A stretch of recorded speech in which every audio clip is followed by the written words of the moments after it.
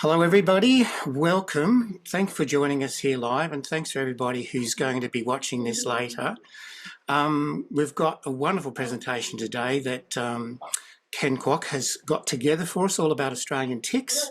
So, without further ado, I'm just going to pass it over to Ken to get us going. Thanks, Ken. Okay, good morning, everyone. I hope everything works well. Let's see how we sort of fare. So basically today I'm going to try and give you an introduction to Australian ticks, their ecology, the diseases associated with them, and then how we can try and manage tick species in Australia. So to start off with, this is just a little overview of me. So most of my research is on ticks and tick-borne diseases, disease ecology, and then species discovery of parasites and vectors. And so I started my life off as undergraduate at the University of Melbourne. Then I moved into the tropics, into the National University of Singapore, where I worked on tropical ticks and tick-borne infections. And now I've moved further north again, and I'm in northern Japan at Hokkaido University with the tick team there. So let's jump into it and talk about tick diversity. So it's very easy if you look at ticks superficially to assume that they all look the same. But if you look at this kind of graphic here, you can see that there's massive morphological diversity between different tick species and different tick genera. So they're really a cast of colorful characters. So let's talk about Australia's ticks though. So I want to bring you through, just briefly give you a little introduction of the tick species that are present within Australia, genus by genus. And Australia is kind of blessed or cursed, depending on how you look at it, with a really rich diversity of ticks. And there's more than 70 species occurring on the Australian continent and its offshore islands. So probably the most medically important are the Isodes. And these are some of the most medically important ticks anywhere. So in Europe, you have Isodes ricinus, which is a major disease vector. And then in North America, you have a whole range of medically important Isodes. And even here in Japan, we have some Isodes which spread Borrelia and other nasty tick-borne infections. So there's plenty of species.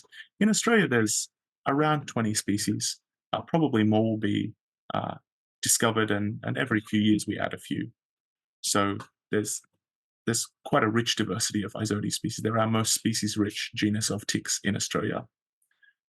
They're the most common group of ticks that bites humans, particularly Isodes holocyclus along the east coast. And then if you go down into Victoria and Tasmania, you find that Isodes cornuatus are common tick parasites of humans. And then if you go into Western Australia, there's a whole range of others like, say, Isodes australiensis, which also bites humans over there, or Isodes myrmecobii. Within Australia, they have a whole range of medically important traits to them, or medically important associations. So the most common probably is paralysis, and this is the most common illness associated with tick bites in Australia because there's just so many cases, not only in humans but also in animals. Dermatitis is important, but not so terribly important unless you get secondary infections. Another important one, if you do get it, is anaphylaxis. The mammalian meat allergy, which was sort of recognized by Cheryl Van Noonen in New South Wales, is another very important tick-associated illness, which is not only in Australia, but it's being detected on basically every inhabited continent now. So it's quite serious and quite important. And probably one of the most important pathogens spread by Isodes in Australia is Rickettsia australis, which is the cause of Australian tick typhus. So not a nice thing to get.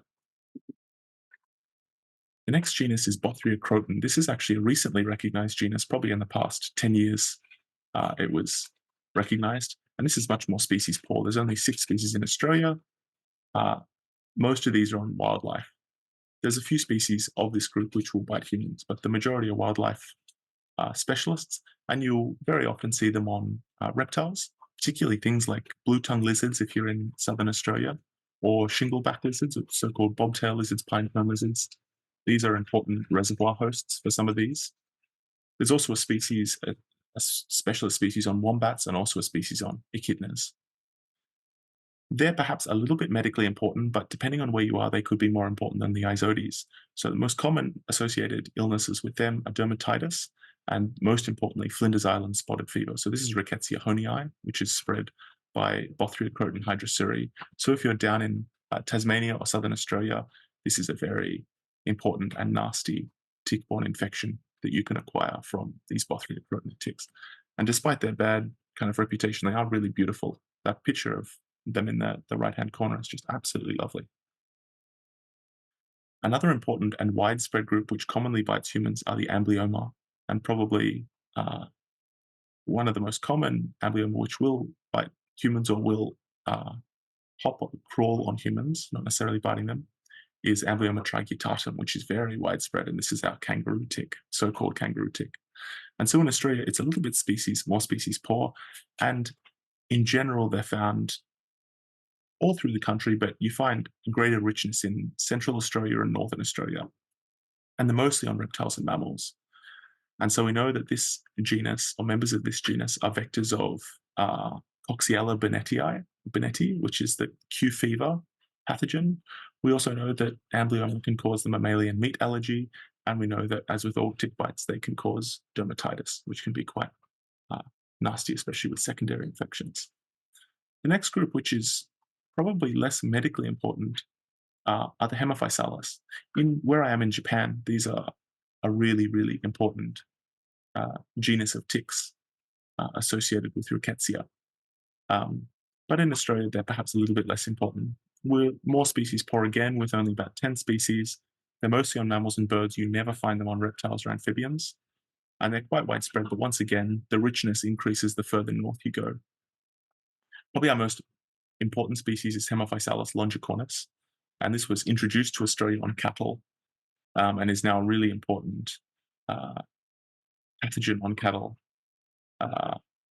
even down in, say, Victoria or some of the southern states. This can be quite important. Hemophysalis longicornis, can also bite humans. And in Japan, certainly in other parts of Asia, it's suspected of playing a role in the emergence of the new SFTS virus, which is a deadly tick-borne disease, which is slowly moving its way south, and really wouldn't surprise me if it did end up in Australia one of these days. It basically, we can talk about it later, but this is perhaps quite important in the transmission and movement of that tick-borne virus. One of our most species-poor genera in Australia, and one which is completely introduced, is the genus Rhipicephalus. So these are sometimes called cattle ticks or brown dog ticks. So in Australia, we only have 2 species, both of which are on mammals, and both of which are basically relegated to northern Australia. Certainly not in Victoria, not in Tasmania. They like it warm. And so the 2 species we have are Rhipicephalus australis, which is a cattle tick. And so the Australian government designated the cattle tick line to try and control this particular parasite from spreading further south. And we also have what used to be called Rhipicephalus sanguinis, the so-called brown dog tick, which we now call the tropical brown dog tick, which is Rhipicephalus linnae. And this is basically in the northern states. It's fairly common in Queensland. You get it into New South Wales, but it's basically absent from the cold southern states. You occasionally get people bringing dogs in from other parts of the country that come infested with this tick, but it doesn't survive in the temperate climate. Now we actually have some interesting soft ticks as well. These are what are called the argat. Go through and identify species. We'll end up with a much richer diversity of argus in the future. So mostly they're on birds and bats. They're very widespread. You often get them roosting with their hosts. They tend to dwell in the nests and caves of their host species, or hollows of their host species. And they're rare parasites of humans, but they do occasionally jump across. And so we have a paper under review at the moment on one of these species with some new human records. So it's potentially an important group. Also, at least one of these species, Argus due, has had Rickettsia japonica detected in it, which is an important zoonotic rickettsia, an important spotted fever, which is fairly common and widespread here in Japan and in other parts of Asia, but for which we have, to my knowledge, no human cases yet in Australia, though it is floating around in wildlife because it's been detected in at least one member of the genus Argus in Australia. So potentially a zoonosis waiting to spill over, or it may have already spilled over into people and we just haven't detected it yet, or who knows. But generally rare parasites of humans. Another important genus in Australia, although very species poor, are the Ornithodoros. And mostly we find them on mammals and sometimes on birds and hollow-dwelling mammals, but particularly on seabirds. So if you're in the Coral Sea or up on kind of coastal Queensland, on some of those little islands off the coast there, this is a very, very common tick associated with seabirds there. This is that species is Ornithodorus, what we call Ornithodorus capensis, which is really, really nasty and a very aggressive biter. If you go into Central Australia, you'll also find the kangaroo soft tick, which is Ornithodorus guernii, which causes really serious toxicosis, and in some cases, temporary blindness has been reported from infestations of this tick. Other vectors of pathogens, certainly overseas, things like Borrelia has been detected in them in seabird colonies, say in South America, in pelican colonies and things. But really detailed and thorough screening of the Ornithodorus in Australia has not occurred, though they're very, very aggressive biters with a very broad range of species that they're willing to infest. So I would consider these very, very good candidates for looking for new and interesting tick-borne zoonoses in Australia. Finally, this last little genus, which is just represented by one species in Australia, is Otobius, and the nominate species is Otobius magnini, which is sometimes called the spinose ear tick. And you can see if you look at the picture to the right, they actually have quite distinct little spines embroidering their body. So these are predominantly on livestock, and they have an absolutely bizarre life cycle because they spend most of their life inside the ear canal of their host. The adult leaves the adult stage, so the nymph and the larva lives inside the ear. The adult stage will actually leave the host and will live as a free-living individual that apparently doesn't feed in its adult stage. So really unlike any other tick species, which all basically have feeding adult stages. Now, while we're talking about the diversity of ticks, I think it's very important to point out how much I hate these awful little charts that get shared around, particularly Facebook and social media and things. And so there are more than 70 species of ticks in Australia. They're very hard to identify unless you put them under a microscope. Unless you spent a decade or more working on their identification and their taxonomy, it can be very hard to identify them from photos. Often you can get them to genus, very rarely can you get them to species. These kind of charts oversimplify things and make it seem much easier to identify what is actually a very complicated group of parasites. So please, please, please never share these charts. They're awful. They don't work. To kind of indicate how bad the public, by and large, is at identifying ticks, I took this figure in the top of the screen here, which was basically from a study in the United States where they tried to see how many members of the public could actually successfully and accurately identify ticks. So they had members of the public identify ticks. The members of the public gave what they thought they'd submitted, and then acarologist or parasitologist checked the identifications of the ticks. And in more than 50% of the cases, in like 80, 90% of the cases, sometimes more, sometimes like 95% of the cases, the identifications by the public were wrong. So it's really not good to identify ticks, even if you think you're helping on the internet, because sometimes it can make it much worse. Here's other examples of really crappy tick identification charts, which really are not good and don't work. Because there's just so many other species that look similar and members of the same genus that look similar. So I would really caution against this kind of thing. Okay, let's move on a little bit and let's start talking about tick ecology. By understanding tick ecology, it really gives us a window into understanding how diseases spread across from ticks into humans. And that's kind of an important thing, I think, if you care about limiting and minimizing tick-borne infections in humans. There are hard ticks and there are soft ticks. The hard ticks have a 3-stage life cycle, and the soft ticks have a multiple life stages within their life cycle. So hard ticks have a larva, a nymph, and an adult, and the soft ticks have multiple nymphal stages. Finally, we have the most common life cycle of hard ticks, which is the 3-host life cycle. And this is, when you think about this life cycle, you understand why hard ticks are such good disease vectors. And so for this, basically the larva, the nymph, and the adult all feed on a separate animal or separate individual through their life because they leave the host to shed their skin. So it means that they potentially pick up pathogens from 3 different individual host animals, but sometimes it can be from 3 individual host species. So the chances of encountering potentially zoonotic pathogens are quite high. Finally, we have the multi-host life cycle, and this is characteristic of the soft ticks.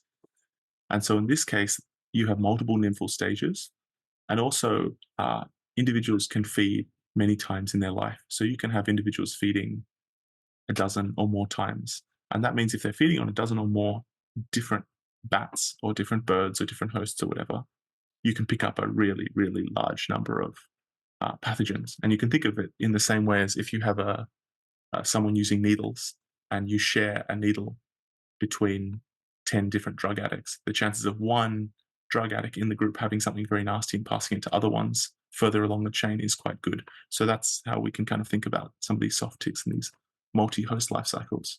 Finally, when we're thinking about ticks, we can classify them broadly into nidicolous and non-nidicolous ecologies. So the non-nidicolous ticks are what we call field ticks, and these are the species that we encounter out in the environment, on grass, in the bush, all that sort of thing.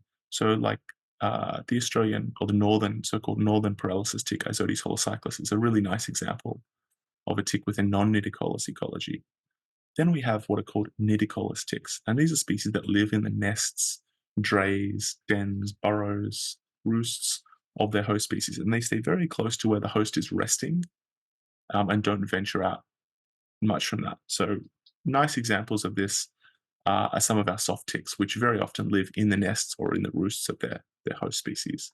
Finally, it's good to talk a little bit about the transmission capabilities of ticks. And when we're talking about pathogens moving within ticks and moving between animals, we can kind of break these down into 2 kinds of transmission. One is transovarial transmission. So this is where an infected adult female tick actually gives birth or produces eggs, which then result in larvae, which are already infected with the pathogen that she was infected. So the larvae, without even feeding on a host, come preloaded with the same pathogen that their mother was infected with. Then we also have transstadial transmission. And this is basically the survival of the pathogen across life stages. So a larva that then feeds, when it becomes a nymph in the next stage, it still has the infection that it acquired as a larva. And so this can pass up through chains of ticks, which means that potentially, even if a reservoir host infected with a zoonotic pathogen disappears from the environment, the ticks may maintain the infection. Okay, let's talk a little bit about medical impacts. I'm not going to go into super great detail, but I want to highlight kind of what I consider some of the more important aspects of medical impacts of ticks in Australia. But first, let's talk about globally, because tick-borne disease is actually a really, really important global threat to public health, much more than many other of what we would consider kind of tropical diseases. So, firstly, tick-borne diseases are very rarely notifiable diseases. So it means most governments actually don't collect data on how many infections occur and what tick-borne pathogens are infecting people in their countries. This is really bad because it means it becomes very, very difficult to work out whether the incidence of tick-borne disease is going up or down. But if we take, say, World Health Organization data, which kind of do their best to piece together the bits of epidemiological data that some governments publish, WHO at least recorded more than 500,000 cases of borreliosis in 2017. In the same year, they recorded 12,000 cases of tick-borne encephalitis, which is an incredibly nasty tick-borne disease, which the further you go east in its distribution, the more deadly it tends to become. And so in some cases, this tick-borne encephalitis can just kill you. To give you some comparisons of some other really important tick-borne pathogens from reported in the 2017 report, there was only 10,000 cases of African trypanosomiasis, sometimes called sleeping sickness. There was fewer cases, approximate cases of Zika virus than there were of borreliosis. And of Japanese encephalitis, there was significantly fewer Japanese encephalitis cases reported than borreliosis. So even just taking one tick-borne pathogen, not spotted fever, not Crimean Congo hemorrhagic fever, all these other nasty tick-borne diseases, just taking one common one, borreliosis, it still outstrips many, many other important diseases which get significantly more funding and significantly more attention from doctors and from public health practitioners. So probably the most easy to comprehend disease associated with tick infestations is anemia. This is really, really very rare in humans. You have to be infested with lots of ticks to get any kind of anemia, but it can be quite common in wildlife and companion animals, particularly stray companion animals like stray street dogs and things. And in some cases, it can be fatal. So, for instance, the snake pictured here actually became so weak that it died, even after the ticks pictured were removed. Another one is tick bite dermatitis, which is almost a given anytime you get a tick bite that you get a dermatological reaction. What's more important in this is that some of these tick bite dermatitises can then evolve to get kind of secondary infections at the site of the infestation, which can cause secondary problems. So it's not a good thing to have necessarily, but in and of itself, it doesn't necessarily cause too much damage, though it does cause significant discomfort. Another interesting one is otacariasis, which is the invasion of the ear canal by ticks. This doesn't happen so often in Australia, though the northern paralysis tick, Isodes holocyclus, has been recorded doing this.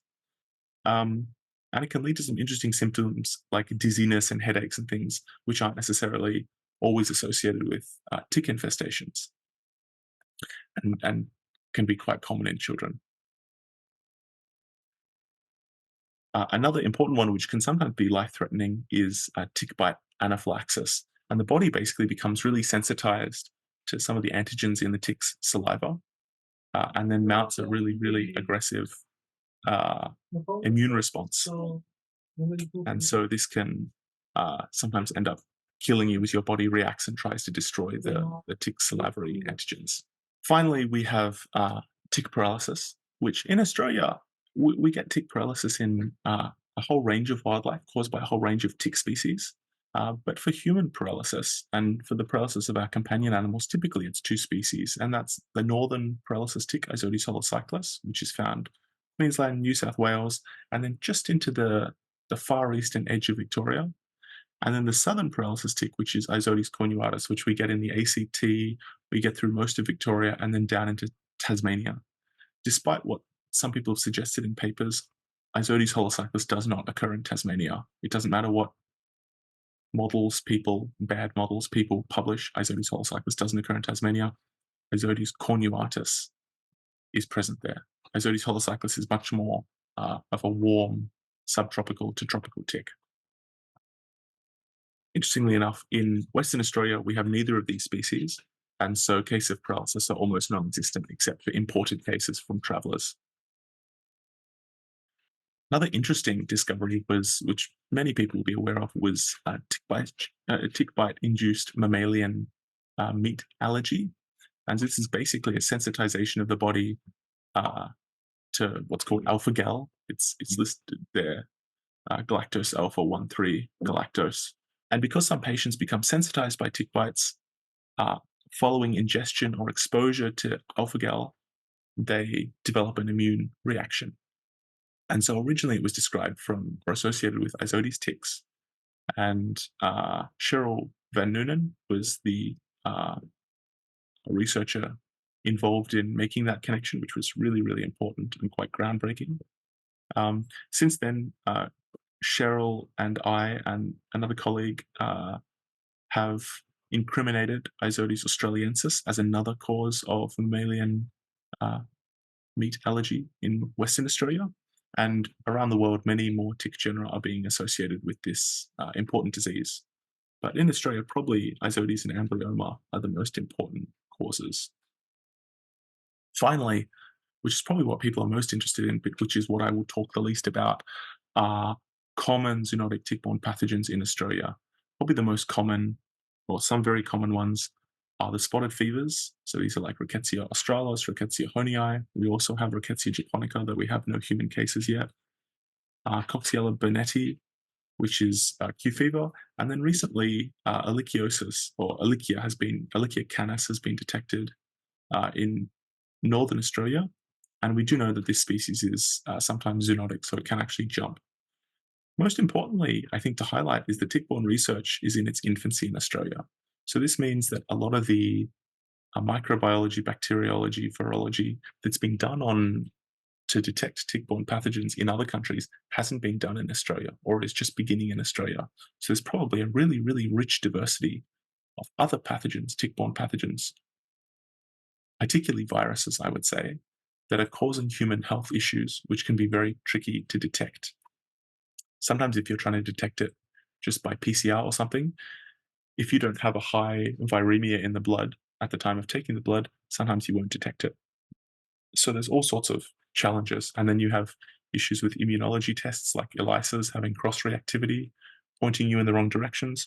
So it's a challenge. But as virology and microbiology improves, we're getting better and better at detecting new pathogens.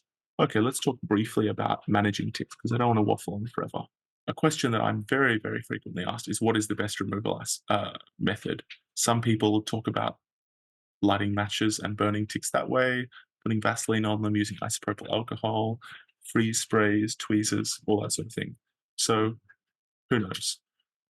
The freezing method is often discussed, and actually my kind of colleague Cheryl Van Noonen wrote this, or co-authored this paper with some other researchers advocating for the freezing method.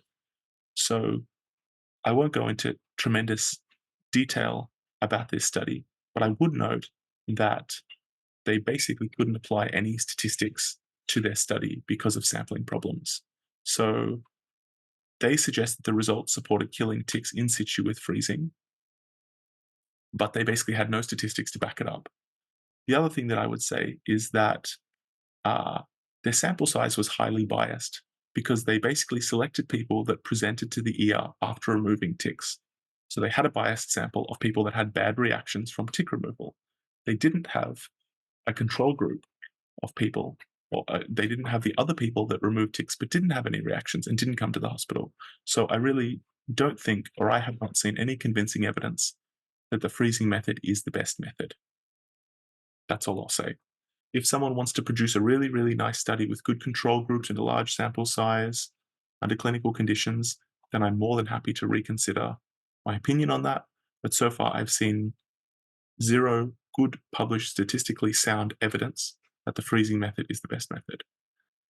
What I suggest, and what most of my colleagues suggest, is that you simply remove it with tweezers. Grasp the tick close to the skin, as close to the skin as you can, and apply consistent pressure pulling away from the skin, and it should just pop out. And people sometimes worry about, oh, what if the head gets stuck in there? Or what if the hypostome, the mouth parts break off?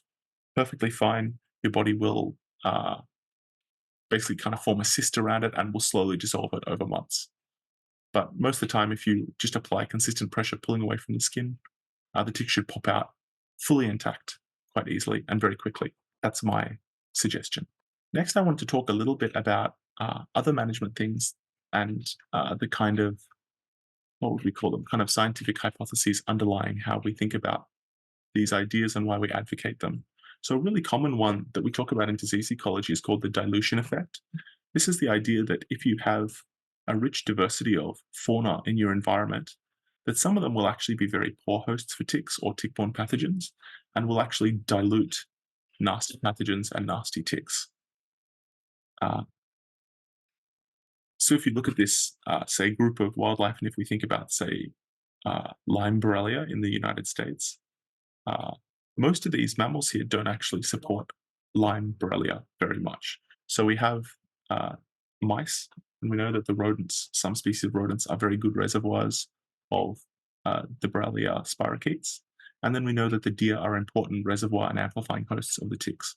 But the majority of the other wildlife in this system do not play a role in amplifying and increasing the number of Borrelia infected tick species. So if one of these ticks goes on them, sometimes they can actually dilute the Borrelia. And in the case of, say, western fence lizards in the United States, we know that when ticks infected with Borrelia feed on the western fence lizards, that the Borrelia infection is actually lost from the ticks. So some species actually serve to clean ticks of certain pathogens.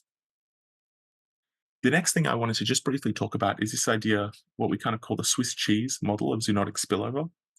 And this is the idea that for an infection to actually spill over or for a pathogen to spill over from nature and result in an infection in a human actually requires the pathogen to pass a whole bunch of different steps, kind of hurdles, as it were. And if we can control any one of these hurdles, we can lower transmission or potentially stop transmission altogether. And any one of these barriers we can target. So when we're thinking about tick control, we have a lot of different targets, and we can tailor control programs to particular tick species if we understand their ecology and if we understand the ecology of the pathogens inside them. What I kind of advocate and what many of my colleagues kind of advocate is what we call tick pros. And this is basically wearing protective gear, using repellents, observing for ticks, and staying on marked paths. If people engage in all of this, they massively reduce their risk of tick-borne diseases and tick exposure. Finally, if we want to get a little bit more sophisticated at the level of a council, like a local government, or at a state level, or at a federal level, we can actually start to do some of these things.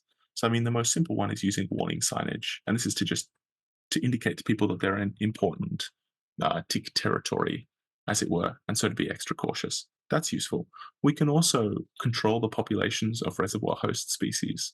We can put in fencing to prevent wildlife moving into human-dominated green spaces like parkland, where those wildlife may drop ticks that may then infest humans. But most importantly is kind of running standardized surveillance programs and then risk mapping using that data. And basically nowhere in Australia does that. So most state government, basically, I don't know of any local governments that do that. State governments and federal governments basically just gather ticks opportunistically when they're sent in. So they really have no idea whether the abundance of tick species is going up or down, where high risk areas are.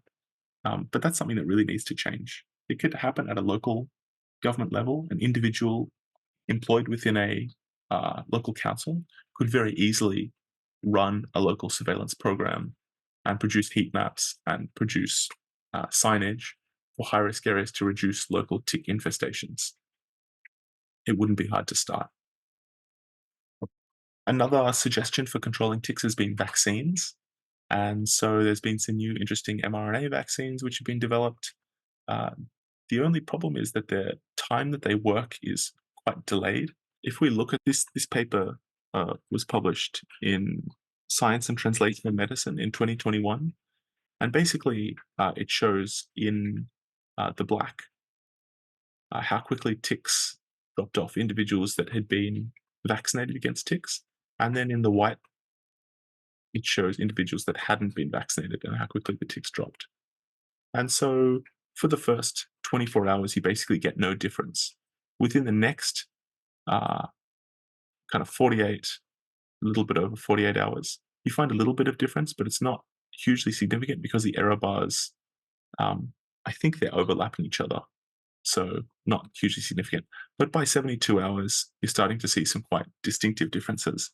The only problem is that if you're worried about, say, a tick-borne infection like Borrelia, it's often apparently in animal models anyway, is acquired within the first 16 hours of a tick infestation.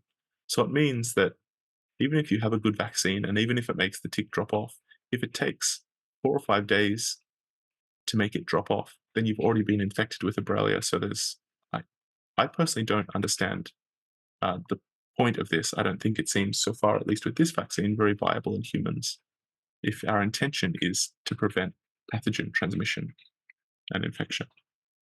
Another option is that we can go au naturel and opt for biological controls.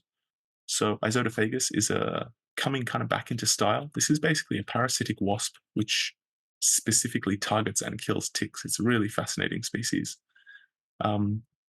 And some countries like the Americans during the 20th century had some isotophagus programs. So this is one option if we want to start thinking about controlling ticks, particularly around people's houses. And already the kind of organic, you kind of call it organic food industry or the integrated pest management research base already have little strips that you can actually buy from, say, garden centers to release parasitoid wasps into your garden to kill the aphids that are attacking your roses or your tomatoes. So in the future, we may have the option of actually releasing isotophagus into our yards to try and prevent ticks from establishing there. Now, that's broadly kind of a good overview of everything I want to talk about, but I didn't want to take up all the time and I wanted to leave a little bit of chance for questions. So I'll thank you all there. And if anybody wants to follow me, people may already be following me, but if you have any interest, you can. I'm more than happy for anyone to follow me on the following social media sites. And with that, I may hand back over, and we can maybe do a short question time, perhaps. Thank you, Ken. That was fantastic. It was really good to give I guess, an overview of Australian ticks in a way that I guess our community can really understand as well, because a lot of times when scientists can talk, they can talk in depth about things that we may not sort of grasp as well. But that was excellent, and you've covered a lot of ground with that. So hopefully everyone's now got a pretty good idea of the diversity and ecology of our ticks. Yeah, I mean, certainly a lot more than what's normally presented there. And I like the fact that, because most of us have just heard of a couple of species, most of us as patient groups, of course, have heard of just that there's paralysis tick. That's the main problem here in Australia. But there seems to be so much more. And as you've outlined, so much more that we simply don't know. Lots of, I mean, we're still finding tick species. So you think of, if we're finding tick species, there must be loads and loads and loads of zoonotic pathogens floating around which haven't been described and which we're not detecting at the present time because people aren't looking hard enough. Yep. Or aren't looking in a very systematic and serious way. And you've done research not only in Australia, but you've done research in Singapore and now in Japan, where you are. And I know that you're finding unique species in each of these countries, aren't you? Yeah, lots. In Japan alone, which has been studied much more intensively than Australia, because our population is like 120 million. Yeah. So we're like almost 5 times the population of Australia, and we've had quite industrialized, serious science for as long as Australia, and arguably maybe more well-funded science than Australia. And still, I mean, this year alone, we found 5 new species of ticks just in Japan, which is really worked over. So you think in Australia there must be loads, and even say colleagues in our lab and in our faculty, researchers that we work with are finding zoonotic viruses causing tick-borne infections, new ones, here in Japan regularly. Like every couple of years, we're finding new tick-borne zoonotic infections. So a colleague just across the way found the virus, which is a very nasty tick-borne virus here in Hokkaido. Our colleagues at the National Institute of Infectious Disease, which is basically Japan's CDC, found the virus, which killed the first patient. The index case was a fatality. So there's huge diversity of tick-borne zoonoses if we just start seriously looking. And so you're on your side of I guess the fence is you're sort of looking at the ticks themselves, but I guess what you're sort of indicating too is more of this link between ticks and infections. So Absolutely. You're kind of having to study both fields now, because I guess with ticks, each tick can carry different sorts of infections. Now that animals are getting more infections as well, of course, the ticks are picking them up as they feed. Animals and ticks are being introduced to new places and pathogens. Yeah. So we have kind of birds flying in from Southeast Asia that are bringing ticks into Australia, which is a project our lab is just about to start doing, a very big, all the way from Australia, from Australia to Japan along the East Asia flyway. We'll be sampling ticks all along those routes, all the way down into Australia, to try and work out which pathogens are moving and which ticks are actually moving, and reservoir host birds are moving the pathogens up and down Australasia. And so that's surveillance is done by what, the government has funded this themselves? Yeah, yep. And so we have partners all along the way. So we have partners in Japan, Taiwan, Thailand, Singapore, and Australia so far. Okay, and maybe the Philippines as well, we might get on board.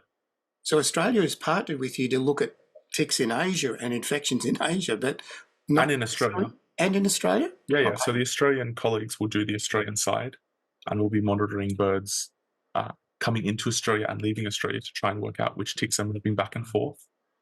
And then pathogen screening will happen at our lab here to look at which pathogens are moving up and down that flyway. Okay, so your lab can also test the pathogens within the ticks themselves as well? Absolutely. Yeah, that's fantastic. We have fantastic facilities here. So we have a whole bunch of tick colonies of different species, which allows us to do vector competence studies. We have tick cell lines. So these are basically just cell cultures of cells taken from ticks.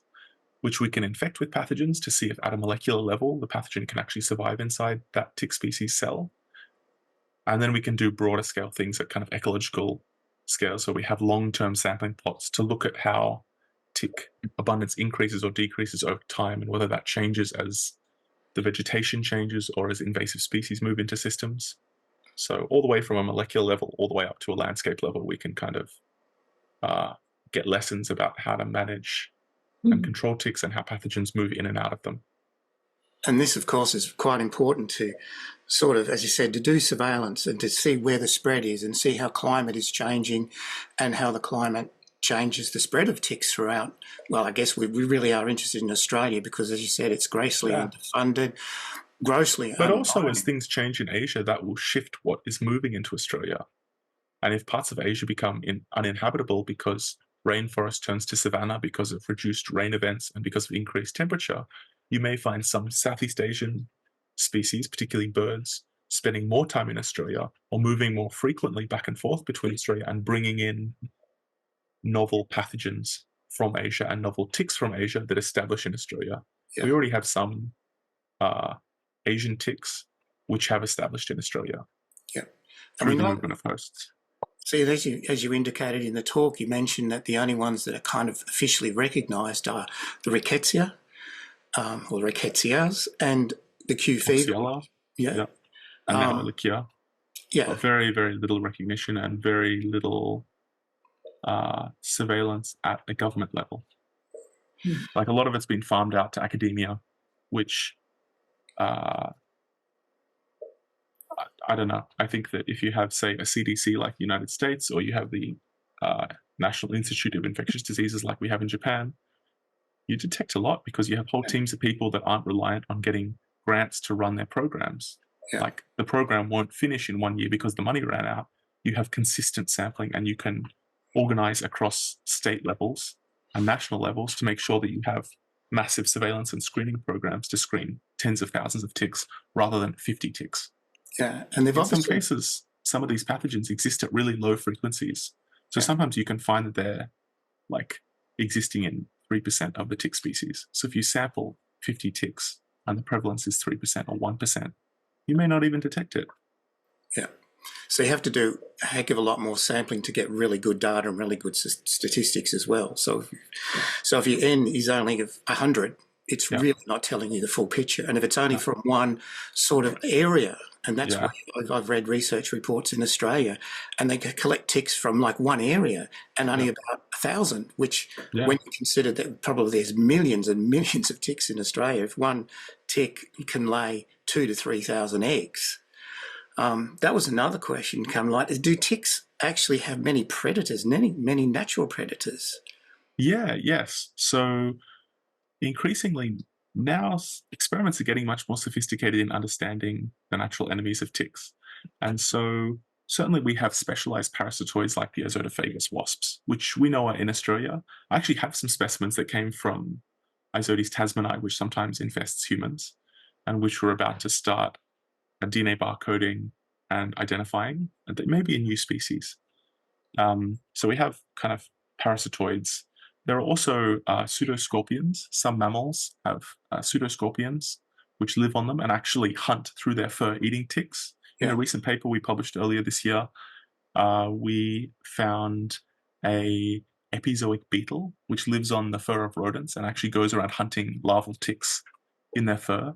Okay. And then when the tick actually leaves the host, we find things like wolf spiders will consume massive quantities. Wolf spiders and jumping spiders, these predatory spiders in the undergrowth, will consume massive quantities of ticks and are really major predators and enemies of ticks. Okay, we don't have opossums in Australia. I know they are. No. They love them as well. I know people put chickens or other sort of fowl in their backyard, and they say they do eat them. I've seen videos on some farms whereby they've got cattle and kangaroos feeding at a water trough, and then birds are flying in and picking the ticks straight off them. So it's probably doing the kangaroos a big favour as well, because they can't get rid of them as well.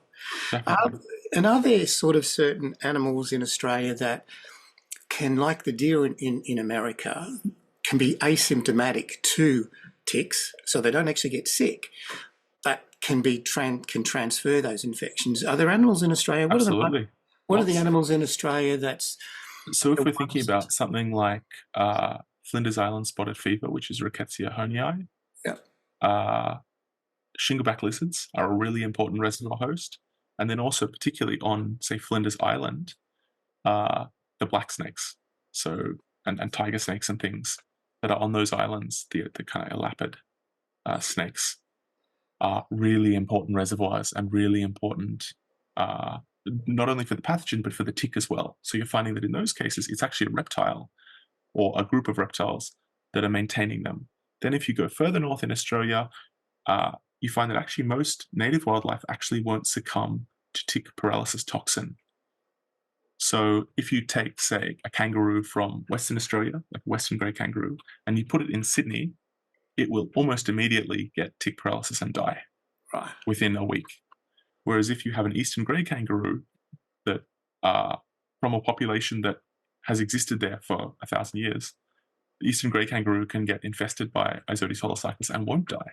That's interesting. So in their blood, they already have antibodies that attack the paralysis toxin to stop them from getting. It's basically the same system as what we do with when a dog gets paralysis. We basically pump it full of antibodies. Okay. So they neutralize that's another the paralysis toxin, but these animals already naturally have antiparalytic antibodies in their system. And that's another very interesting research area where you can look at what kind of enzymes or proteins or whatever's in the blood of those that have developed over the years that makes them intolerant to that, which might be better than as you said, a vaccine. Mostly it's just experience. So it's like immunological experience, because this joey has grown up. As it's feeding on mum, it's getting antibodies coming through mummy's milk, which gives it passive immunity for the first 6 months. And then as it's exposed more, as it gets older and older, it builds up its own antibodies to the holocyclotoxin, which is the important compound that causes paralysis. So it's almost the same as a vaccine. Like I mean, a vaccine does exactly the same thing. It encourages the production of antibodies for a particular antigen. Do you think it would have also changed the genetic profile of these particular animals as well to become naturally more resilient to it? It wouldn't surprise me if there's not just immunological changes, but genetic changes upregulating or downregulating certain aspects of their biochemistry. Yeah, interesting. So coming on to, can we raise the point of Borrelia? It's become a bit of a political thing in Australia with Lyme disease and so forth as well. Mm-hmm. And at the moment, the situation is that the Australian government, that sort of, I guess, listens to what researchers in Australia are sort of saying we don't have the Lyme Borrelia burgdorferi sort of species, whether it's sensu lato or sensu stricto sort of species. But we've definitely found different Borrelia species. There's been research. We've got the Queensland, the Borrelia queenslandica, which is found, I think it was found in 1965. At the time, they said that wasn't harmful to humans, but there was only really, I think from the reading that I had done, they were sort of saying that there was one. They had, I guess, the guy who worked in the lab sort of infected himself and didn't get sick, and therefore they said that, you can't get sick from that. But I don't know whether anything else has been... It's not a very statistically significant sample, is it? No, and then of one, And look, many people can get bitten by ticks, and I guess this is the other point, is, look, many people do get bitten by ticks anywhere, and a lot of times you actually don't get sick. So there's a lot of reasons for that, and I think that was interesting that you put that thing down by saying how we can protect ourselves from ticks. But there's times when the infection is neither not there in the tick or it doesn't get transmitted to people as well. But there certainly seems to be a growing population, especially in Australia, that have a classic-looking Borrelia, Lyme-like kind of rash. But look, there are other Borrelia around the world that give a Lyme-like, ring rash, but are not a Lyme species. They're a relapsing fever species. There's the Baggio roshinari sort of syndrome in South America, I understand. That's also, they don't classify it in the Lyme Borrelia species, but it gives you a bullseye rash. Not in every case. That's the other thing. People says, oh, you get that all the time, but you don't. Do you want to sort of speak to that at all from your experience? So one, I would say that I'm much more of a vector biologist than a microbiologist. Yep. But I do spend a lot. We do microbiology here, and we do microbiome stuff and pathogen screening stuff. So it's not foreign to me. Broadly, I would say that I have seen no strong evidence for Borrelia burgdorferi sensu stricto in Australia. Okay. We've also seen basically no strong evidence for Borrelia burgdorferi sensu stricto in Japan, and we're connected to North America, and we're connected to Europe. So the fact that it hasn't spread to us here, and that we've been screening for a very, very, very long time, and we're quite good at it, means that it probably doesn't spread very easily. Just because you don't have Borrelia burgdorferi sensu stricto doesn't mean that you don't have a whole bunch of tick-borne pathogens which have similar presentation. And at the end of the day, many, many, many, many tick-borne infections present very similarly, because at the end of the day, a fever and myalgia and arthralgia are common to a myriad of all sorts of tick-borne infections. Happens all the time. And lots of viral tick-borne infections. Yeah. So I'm not sold on Borrelia burgdorferi sensu stricto. That doesn't mean there aren't other ones. We know that there are certainly other wildlife Borrelia detected in Australia. There was Charlotte Oscombe's group in Western Australia recently detected, maybe 5 years ago or something, detected one in one of the Bothria croton species in echidnas. When you start looking, you start finding. So there should be lots of interesting Borrelias and Rickettsias and flaviviruses and all sorts of things, bunyaviruses, floating around in our wildlife that cause similar symptoms and similar signs. Yep. That's important. The other thing I would say is that detecting the bacteremia in the blood through PCR can be very difficult, because the bacteremia is a kind of higher titer of spirochetes in the blood is not a consistent thing. It doesn't sort of sit stably. It fluctuates depending on what stage of the infection you're in. So detecting it through PCR can be very difficult. That's one thing. Secondly, ELISA tests, which are also sometimes used, have massive problems with cross-reactivity. And we see this not just in Borrelias, but we see it in Ricketsias as well. Very often you can't you can't separate between different Rickettsia species and sometimes other genera of pathogens using ELISA tests.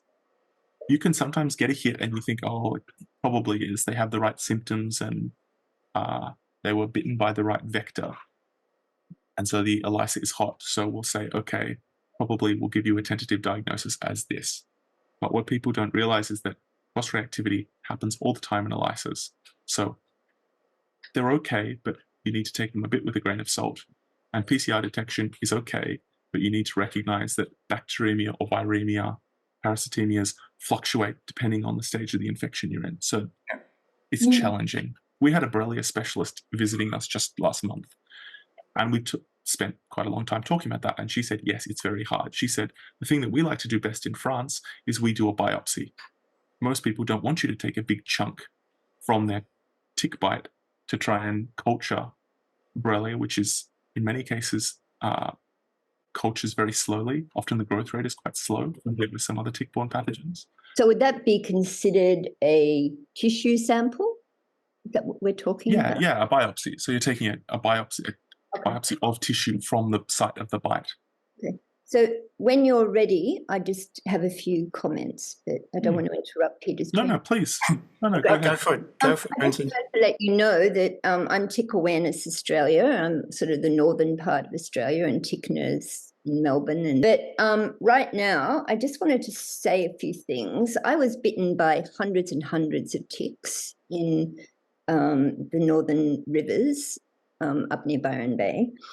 And I won't bore you with all the details, but I was clearing Lantana at the time, where the bandicoots live. Mm-hmm. And very important reservoirs of holocycles. Yeah, you didn't mention those when I didn't notice, excuse me, that you mentioned those as a reservoir. But there's lots of reservoirs. I think. I started with Honii because it's got such a well-resolved ecology, whereas we know, say, for holocyclus, that throughout its range, it has very different ecology. So in the north of Australia, bandicoots are the most important reservoir host, and they seem to regulate the population quite a lot. But in southern Australia, say in East Gippsland, there are almost no bandicoots. There are some, but they're not a particularly important or significant component of the fauna there. because you have massive fox activity, which you don't get in Queensland. So Ah, the ecology shifts, and then you have different species acting as reservoirs. And it's okay. not well resolved Okay. what the major reservoir hosts are. And they seem to be quite general holocyclists in terms of its feeding range. Mhm. So in Northern Australia, certainly bandicoots are important. In Southern Australia, who knows? We need to do the Yeah. research, Yeah. but it's complex. Yeah. I've had a fantastic mentor being John Kernow, who's no longer working in the field and not talking to people, but he really drove home the importance of the agacid tick to me. Yeah. I think in Australia, it's not entirely clear how medically important, or those of us that work on ticks are very serious about tick ecology and systematics. Like, we Yeah. know that agacids are very important, especially Ornithodoros is really important. Yeah, that's what Argus is less important, Yeah. but Gurnii and Capensis Yes. are really important. Yes. And I'm sure that if you really, like, if someone said, here's $1 million, go and find me some tick-borne, some undetected tick-borne zoonoses in Australia, the first thing I would go for is Gurnii and Capensis. Yep. Well, I was going to camp out and try and capture them because they really only come out at night, as you know, or maybe They can come out during the day. Depends where you are. So John if you used go to tell the me. if you go to the islands in the Coral Sea, we did a very small study on Heron's Beak and Islet, and my colleague who did the sampling just literally walked along through the bird colony, and they came out of the sand and Yes. hunted her Yeah, that's right. They in the hunt. middle of the day. John used to say they're the only ones with eyes that they could actually see, and that they would actually go in packs and they bite and then they fall off. So they're very hard. Very aggressive. Yeah, very aggressive. And Gurnii in Central Australia or in the arid zone is something else that I worry about.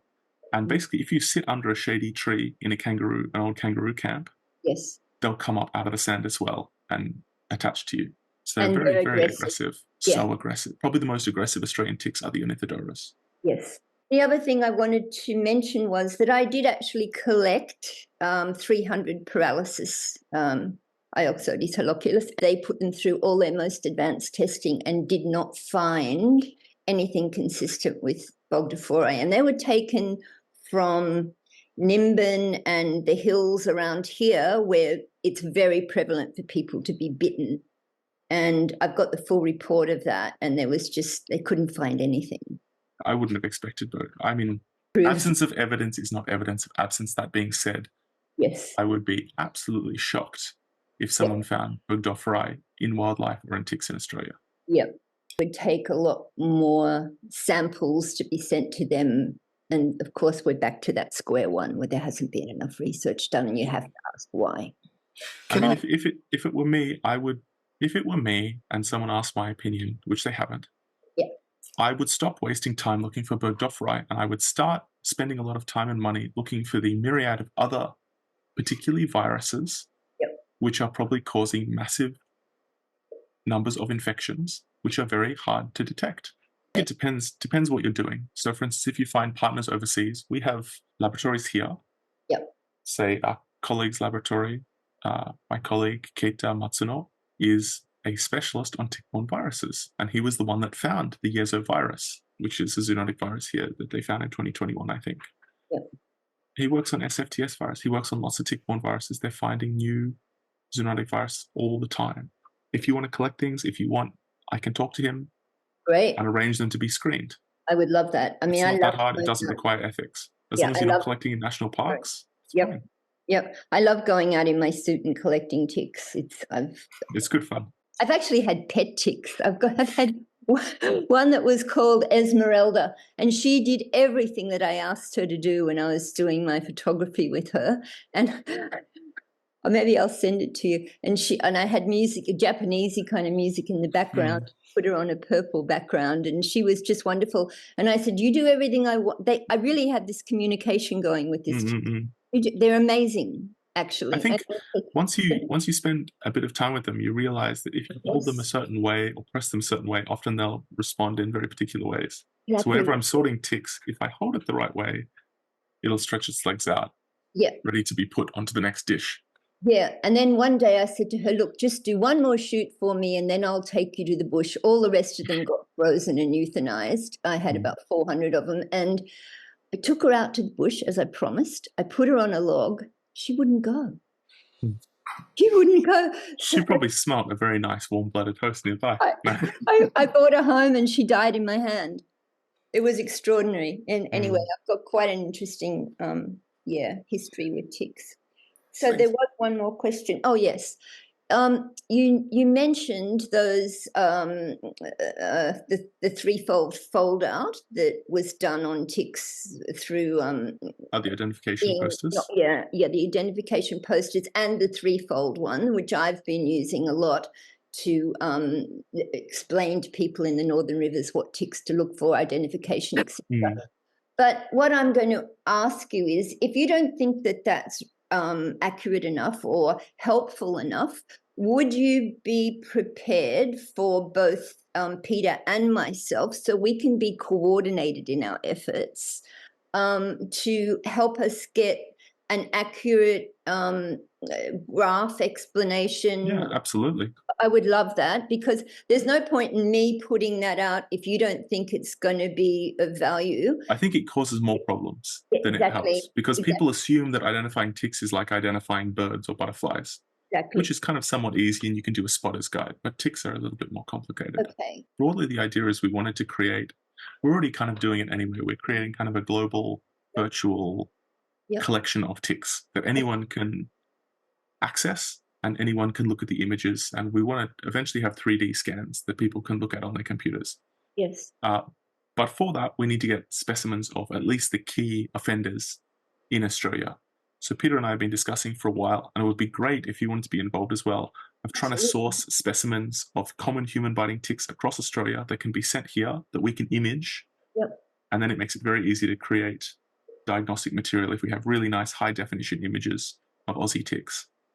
I have a few, but I don't know if they're going to be good enough quality. I've taken photos and videos of all the ticks I've collected. I mean actual specimens. Oh, I've got specimens. Because we have a extremely expensive imaging setup here that I can take consistent images with scale bars. And we can get in very micro level to see all the auriculae and cornuae and everything like that. Okay, Peter, are you going to be collecting ticks in Melbourne? I live in a good area where there's no ticks in my particular area. Interesting that theoretically I was bitten twice and don't remember it, and I've never seen a tick in the wild at all. And that's very, very common coming back to people who get infected. So many of us don't remember a tick bite because the ticks are pretty stealth. They can easily avoid being sort of seen. And that's the reason coming back to using repellents, and I'm glad that you put that little thing in there and had an acronym for it. That was great. And that's the thing that TICNA is trying to promote to the general public as well. If you want the graphic, you're also more than welcome to use it. And where would we source that? I can send it to you. So that'd be good to promote to people to be aware of I'm trying to promote to people to be aware of ticks. We don't want more people joining our group. We're a group that we don't want to expand on patients who are sick from ticks. So just to sort of finish off, because we've spent a lot of time with you, which has been fantastic for you doing this for us, what do you think Australia should do moving forward? We've got sort of a political hotbed of this Lyme caught up, and you've mentioned that with, look, we need to get off and say, stop trying to focus on the thing that probably doesn't exist here, but determine what does exist here. And I have to agree with all the patients in my community. They've become friends of mine over the years. We're all very, very similar. We've been bitten by ticks and we become sick afterwards. Many of us in Australia have had a bullseye rash that just looks like Lyme disease. But should we be focusing on, well, if it's not Lyme, what Borrelia species, and is it more likely to be some kind of a Borrelia species? Well, it could be Borrelia, but it could be other things as well. So it could be other things cause bullseye rashes as well. It's not tick infections. Yeah, and other vector-borne diseases. Okay. So it's the most common sign. It's obvious and easy to explain, and clinicians can tell their patients, okay, this is obvious, kind of thing, if you're in North America, right? Yeah. But it's overly simplistic. Yeah. Lots of other skin pathologies can be caused by all sorts of things, all sorts of other infections. Yeah. So it doesn't necessarily even mean Borrelia. It could mean viruses. It could mean all sorts of things. Yes. Interesting. Okay. Yeah. So we certainly don't know much about a virome at all. I mean, we've only So there's basically no zoonotic tick-borne viruses that I'm aware of detected in Australia. Here in Japan, we're the size of coastal New South Wales. We're minuscule. We've got at least 4 or 5 different zoonotic tick-borne viruses that have been discovered in the last 10 years alone. Okay. So you think in something with the species diversity of hosts and ticks as Australia, there must be dozens of zoonotic tick-borne viruses. Well, there has been some research on the virome and the virite viruses, but the next step... Very often the virome stuff is just we detected this many molecular operational taxonomic units, which is broadly kind of species. Yeah. And so we've reported them here. But we have no idea whether any of them are zoonotic. We have no idea about anything more than where we place them phylogenetically using a few markers. So I don't think that it's it's a good first step, but it's stamp collecting. And you say zoonotic, meaning that it's harmful to humans. Yes, so it's something that jumps from wildlife to humans. Okay. Or animals to humans. So we could have an epidemic in Australia, we're just not aware of it. Because we've got an nobody's collecting data. Yeah. So or very few people are collecting data. So where would you start? What would you like Australia to do from your perspective as a parasitologist? Get to understand the ticks a lot more, sort of studying. Do you think there's also just not enough funding for human research? I mean, again, human research is very expensive, and I think I know that people that suffer from tick-borne infections, especially chronic tick-borne infections, don't like to hear it. But human research is really expensive. Yeah. And if it was me, I would much rather, if I wanted to spend money really effectively, I would go looking for key tick species, rather than screening all 70 tick species, screen the key tick species which we know are important biters of humans. Yep. Screen for very particular things. So if we're looking for viruses, we want to look at potentially flabby viruses because we know they're a really common group of vector-borne viruses or alpha viruses, all sorts of screen particular families of viruses that we know have members that are tick-borne. Then once we have kind of a library, as it were, a molecular library of suspicious viruses or suspicious bacteria. If we find any rickettsia, that's automatically suspicious. If we find any Borrelia, that's automatically suspicious. Then using that, we can say, okay, these are the suite of what we might call parazoonotic pathogens. Now let's start screening for those in humans. Let's see if we can start detecting them in any patient that comes in, take a blood sample, and screen against these particular, say, primers for these pathogens. Right. Because at the moment, we're still waiting on Murdoch University to, finalise their kind of report when they got $2 million from the Australian government to do that. And of course, the pandemic really sort of slowed the whole process down, understandably. Definitely. But we don't get any from researchers. We don't get any updates to the patient community or even back to government still saying where we're at with that. We don't even know when the report's going to be out, which becomes, for a patient community, quite frustrating. Because we want to sort of one option is that if you're worried about politics and good faith and egos in Australia from the research community and the government, go offshore. That's what I did. There are plenty of researchers here in Japan. Our institute is very interested in finding novel tick-borne pathogens. I'm in a tick lab. My colleagues across the way are in a tick-borne virus lab. We have massive capacity here to do it. So if patients want to gather ticks and they want to send them, or we can send kits with like viral transport medium.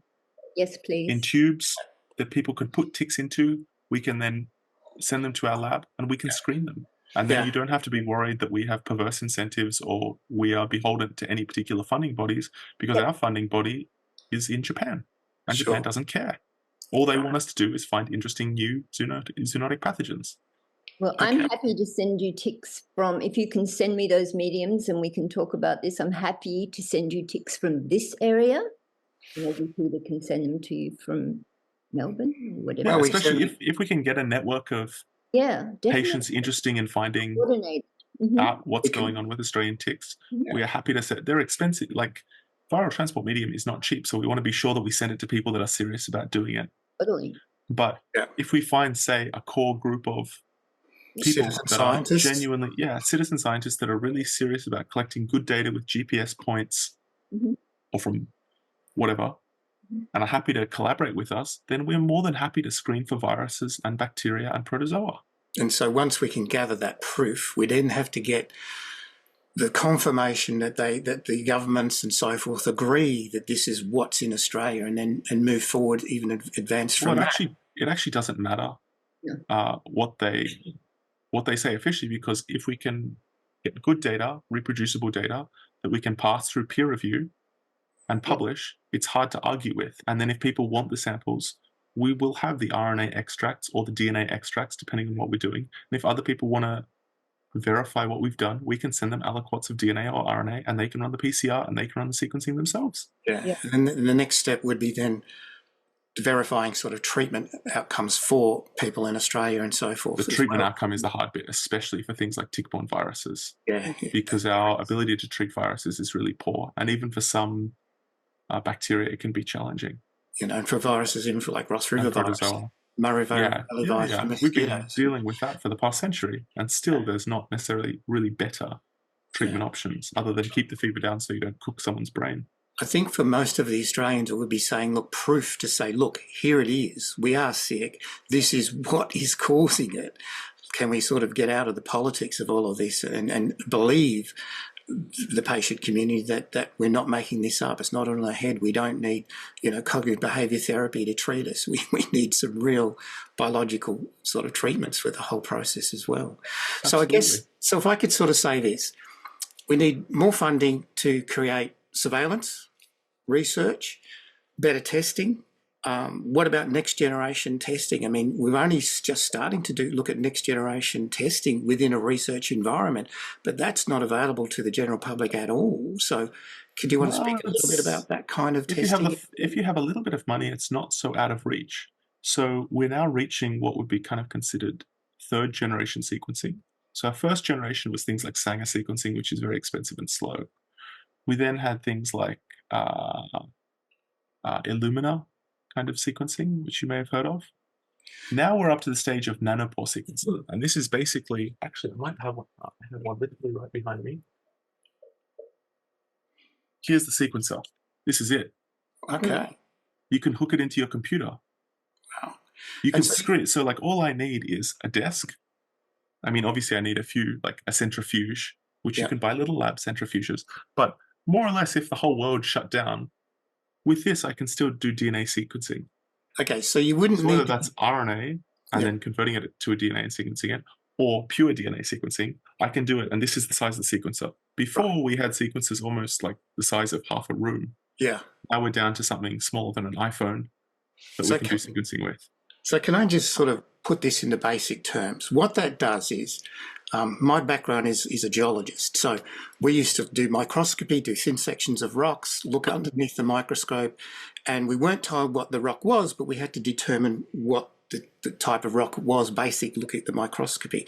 That's another area which is not done a lot anymore, is microscopy on things. But coming back to the sequencing, you don't need to sort of have a sort of sample of Borrelia burgdorferi, sensu stricto, for example, and then try and match it to it. With that, you've got is it your blood or even urine or whatever, and you can sort of just throw that in.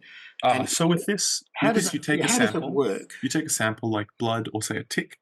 Yep. Maybe you mash it up, maybe you don't. You extract DNA. Then we amplify. So we take a DNA extraction, which is it takes about 30 minutes. Sometimes it can take 3 hours, depending on how thorough you want to be about your extraction. Then we clone the DNA. So you may only have a few strands of DNA. Yep. So then what we do is we amplify it. So we have a set of enzymes, reagents that we feed it into, and then we amplify from, say, 3 little strands of DNA to 3 million strands of DNA. Yep. Once we have enough, then we can purify that sample, and then we can put that solution into our, in this case, it's I think this is MinION, maybe a fungal. Yeah, I think it's a MinION, basically nanopore sequencer. But coming And back so to it, then, you don't need to know what you want to look for. You don't have to say, "Oh, I'm you testing for Borrelia burgdorferi." You do a bit. So to amplify a particular kind, you might have lots of DNA in your sample. If you want a particular kind of DNA, say Borrelia, we use a primer, which basically in the reaction will only amplify something that looks like Borrelia DNA. Right. So then without having to do the sequencing, we can already check whether we have it or don't have it, confirm via PCR. But then if we want to be more specific, we can then sequence and then compare against other sequences of all the Borrelias that people have found, which are published online. Right. Okay, so that's how you would do in the research field, how you determine all the different sort of RNA and DNA sort of sequences and determine the names and I guess determine names of new things by breaking that all down. Yeah. Coming back just to Borrelia, now not all Borrelia are not the same, just the same as all ticks are not the same. They're ticks, but there's all different species. There's lots of species, yeah. And different kinds of Borrelia can be harmful and also cannot be harmful. So I guess when you're doing this sequencing, would you sort of go, look, we really want to determine what we know so far. We know that there's going to be Borrelias, Anaplasmas, Ehrlichias, Babesias, Bartonella, and those things we haven't talked about in Australia as well, which are in our ticks here and have been found in research but are not recognised. And I know people in the patient community that's tested positive in Australia for those species, and yet it's not recognised. We don't get treatment for that. So that's, I guess, from a patient standpoint, that's what we need, is we need proof of harm for all of these particular species. So do we come back to this sequencing much better than if we go into ELISA testing, etc.? So once we sequence, we can then basically construct what are family trees, phylogenies of these species, and we can see whether this sequence that maybe we got from you lines up next to another sequence that we know comes from a species which is zoonotic. Okay. And then we can make the inference that they're sisters. There's a good chance that they might both be zoonotic, or they're from a cluster that we know is zoonotic. Yep. Can species of infections change within a host? Like they come in as one kind of RNA, DNA sort of sequence? They can mutate a bit, but they don't tend to change species. Yeah, because there's quite a few. Some bacteria will swap DNA. This is horizontal gene transfer, where some bacteria will, like say, antimicrobial resistance is commonly transmitted through lots of different bacteria by plasmids, which are passed horizontally between different populations of bacteria. And what about in Borrelia where they change their outer surface protein? Does that actually change the type of Borrelia that it is because it's so it's just an upregulating and downregulating different proteins. Okay, so it's more like it's like you have an iPhone and you turn on a different app. Okay. It's still the same iPhone, but you're using a different app to do something different. So it's still the same person, but it's put on a red jacket and then the green jacket. It's the same thing, but it's underneath it's just still changing its wardrobe. Okay, so that's what an outer surface protein sort of does, which helps to evade the immune system, though, in people. And that's another area where this testing that we've got at the moment, which is ELISA testing and Western blot testing, is just not specific or sensitive enough. Would that be your opinion on that from your experience? I mean, that's ELISAs in general for almost anything. Like you have issues with specificity and sensitivity. Okay. That's always been the problem. But the whole point is that ELISAs are pretty cheap to run, and that's why they're great. Right, but with the cost of, as you said, this next generation or whatever you call it, sequencing coming down in price, is that the next step that we should be sort of, I guess, for advocating from a patient community, that we should be encouraging a government to put into commercial labs? Is this type of... Well, most of them already have this. Most government labs already have MinION or some kind of nanopore sequencing. Right.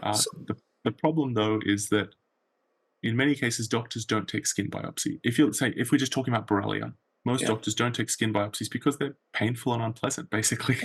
Well, and also many people don't recognise a tick bite, like in my case and many people's cases. So to go in and get a biopsy would need to be done really at the time of the bite, whereas someone like myself... Or within kind of a month of being bitten.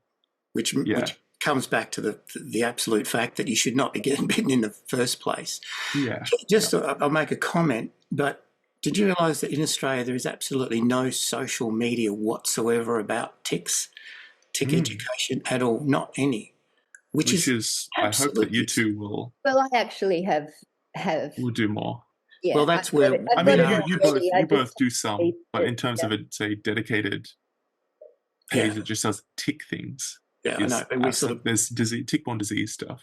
This with is some I've ticks. got a big body of work. However, I haven't released it yet, and also I'm as going back to what I said to you. I would really like a coordinated effort so everyone was showing the same visuals. You know, I've got my own photos and my own identifications, etc. But I would really like to know. I might run, if I may, I might run some of it past you and see what you think. Absolutely, happy to. But I would really like a coordinated effort between TICNA and Tick Awareness Australia, Sure.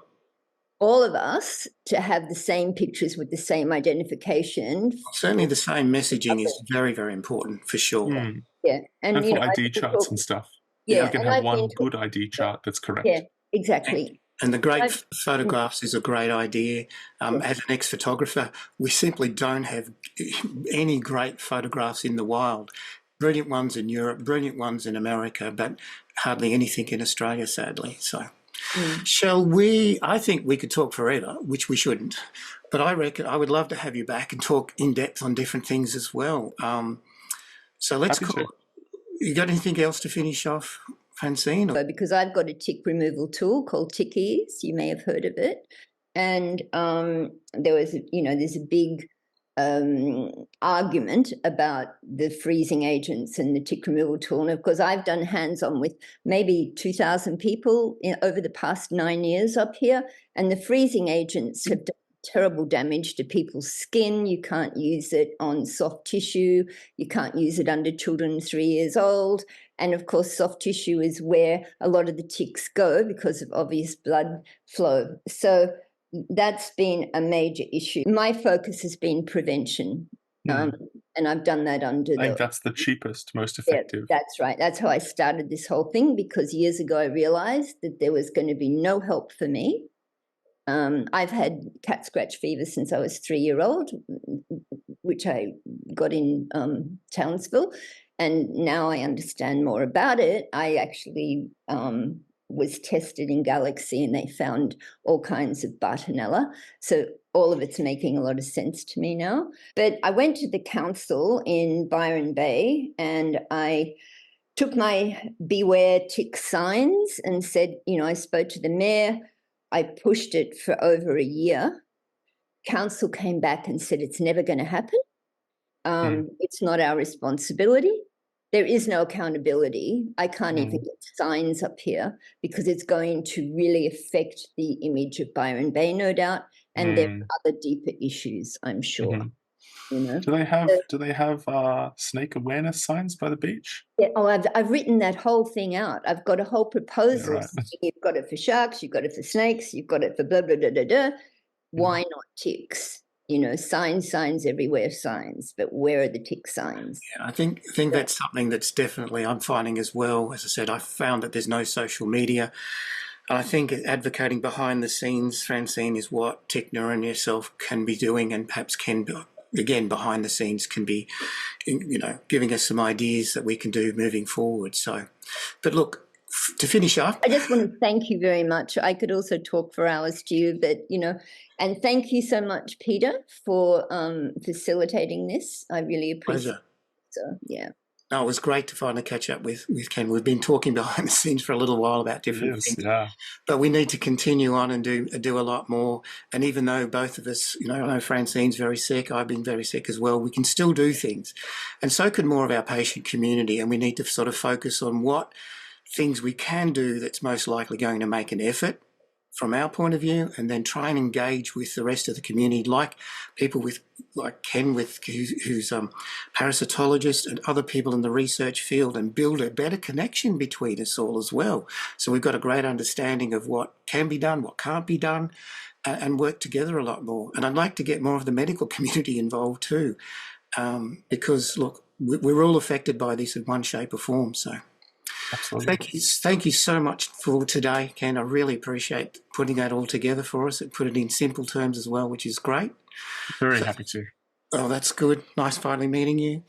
Thank you, everybody, for attending, and thank you for everybody for watching this. It's recorded and it's going to be on our YouTube channel, so for everybody to watch, and I will let everybody know where it is. Appreciate that. All right. Thank you so much for your time. Positive moving forward, I reckon. Okay, Peter. All right. Thank you for organising, Peter. Pleasure. we'll chat to you again All right, sometime. we'll be in touch. All the Lovely. best. Thank All right. you. Hooroo. Bye, Peter. Bye now.